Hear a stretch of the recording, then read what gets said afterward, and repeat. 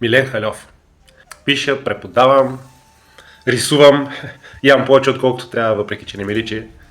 Ражда се, като не знаеш, че трябва да се роди в Вселена и с голям взрив. Трябва винаги да присъства големия взрив. Не мога да излъча само един. Да кажем, най си ми на сърце Ерди, определено, и Рая, може би. Тъй като метне зарчетата един път своите супер силите, най-вероятно ще стигна до Гюргево, така че ще му е трудно. Странджа е моят отбор. Белия петел най-вероятно ще е най-лошия съдя, понеже е към когото погледне и ще го затваря в взора си, така че няма как да е съдя. И трите, че и много повече. Взрив. Голям взрив. Големия взрив. Най-големия взрив.